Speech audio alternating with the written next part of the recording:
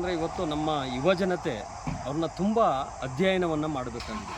ಯಾಕೆಂದರೆ ಬಾಬಾ ಸಾಹೇಬ್ ಅಂಬೇಡ್ಕರ್ ಅವರು ದಿನದ 14 ಗಂಟೆಗಳ ಕಾಲ ಲೈಬ್ರರಿಯಲ್ಲಿ ಅವರು ಓದುವಂಥ ಅಭ್ಯಾಸವನ್ನು ಮಾಡ್ಕೊಂಡಿದ್ರು.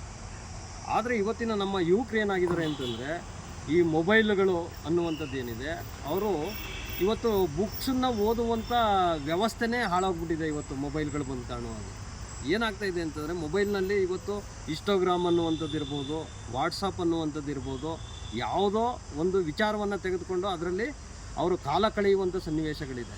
ಆದರೆ ಇವತ್ತು ಭಾರತದಲ್ಲಿ ಇರ್ತಕ್ಕಂಥ ವ್ಯವಸ್ಥೆಗಳೇನಿದೆ, ಆ ವ್ಯವಸ್ಥೆಗಳನ್ನು ನಾವು ಅರ್ಥೈಸ್ಕೊಳ್ಬೇಕು ಅಂತಂದರೆ, ಒಂದು ನವಭಾರತವನ್ನು ನಿರ್ಮಾಣ ಮಾಡಬೇಕು ಅಂತಂದರೆ ನಾವು ಬಾಬಾ ಸಾಹೇಬ್ ಅಂಬೇಡ್ಕರ್ ಅವರ ಬರೆದಿರುವಂಥ ಭಾಷಣಗಳಿರ್ಬೋದು, ಪುಸ್ತಕಗಳಿರ್ಬೋದು, ಗ್ರಂಥಗಳನ್ನ ನಾವು ಅಧ್ಯಯನವನ್ನು ಮಾಡಬೇಕು.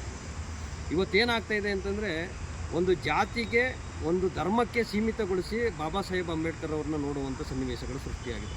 ಆದರೆ ನಮ್ಮ ಯುವ ಜನತೆ ಬಾಬಾ ಸಾಹೇಬ್ರನ್ನ ಒಂದು ಜಾತಿ ಧರ್ಮದ ಆಧಾರದ ಮೇಲೆ ನೋಡಬಾರ್ದು. ಅವರು ಮಾಡಿರುವಂಥ ಕೆಲಸಗಳಿದೆಯಲ್ಲ, ಭಾರತಕ್ಕೆ ಕೊಟ್ಟಂಥ ಕೊಡುಗೆಗಳಿದೆಯಲ್ಲ, ಆ ಕೊಡುಗೆಗಳನ್ನ ನಾವು ಇವತ್ತು ಸ್ಮರಿಸ್ಕೊಳ್ಬೇಕಾಗಿದೆ. ಆ ಸ್ಮರಿಸ್ಕೊಂಡಾಗ ಮಾತ್ರ ನಾವು ಒಂದು ಭವಿಷ್ಯ ಭಾರತವನ್ನು ನಿರ್ಮಾಣ ಮಾಡಲಿಕ್ಕೆ ಸಾಧ್ಯ ಆಗುತ್ತೆ ಅನ್ನುವಂಥದ್ದು. ಇಲ್ಲಿ ನಾವು ಬಹುಮುಖ್ಯವಾಗಿ ಯುವ ಜನರು ಏನು ಮಾಡಬೇಕು ಅಂದರೆ, ಓದುವ ಅಭ್ಯಾಸಗಳನ್ನ ಬೆಳೆಸ್ಕೊಳ್ಬೇಕು. ಬಾಬಾ ಸಾಹೇಬ್ ಅಂಬೇಡ್ಕರ್ ಅವರು ಅಂದ್ಕೊಂಡಿದ್ದೇನು ಅಂತಂದರೆ, ನನ್ನ ಜನ ಉದ್ಯೋಗ ಇಲ್ಲದೇ ಕೂಲಿ ಕಾರ್ಮಿಕರಾಗಿ ದುಡಿಮೆ ಮಾಡ್ತಾಯಿದ್ದಾರೆ, ಗುಲಾಮರಾಗಿ ದುಡಿತಾ ಇದ್ದಾರೆ. ಆದರೆ ಅವರು ಶಿಕ್ಷಣವನ್ನು ಪಡ್ಕೊಂಡು ಒಂದು ದೊಡ್ಡ ಹುದ್ದೆಯನ್ನು ಪಡ್ಕೊಳ್ಬೇಕು ಅನ್ನುವಂಥದ್ದು ಅವ್ರದ್ದು ಬಹಳ ದೊಡ್ಡದಾದಂಥ ಆಸೆಯಾಗಿತ್ತು. ಜೊತೆಗೆ ಉದ್ಯಮಿಗಳಾಗಬೇಕು ಅಂತನ್ನುವಂಥದ್ದು ಕೂಡ.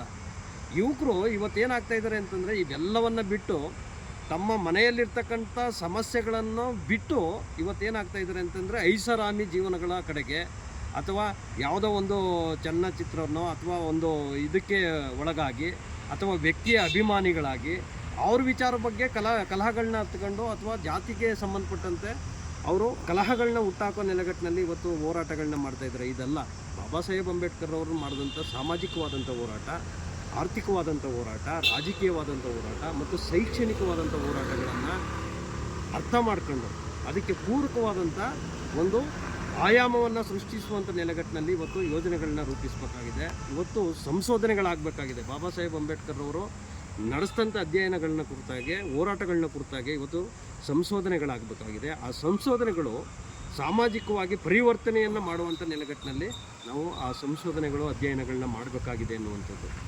ಇವತ್ತು ಯುವ ಜನತೆ ಎನ್ನುವಂಥದ್ದು ಏನಿದೆ, ಯುವ ಜನರು ಏನಾಗಬೇಕು ಅಂತಂದರೆ, ಓದಿನಲ್ಲಿ ತೊಡಗಿಕೊಳ್ಬೇಕು ಅನ್ನುವಂಥದ್ದು.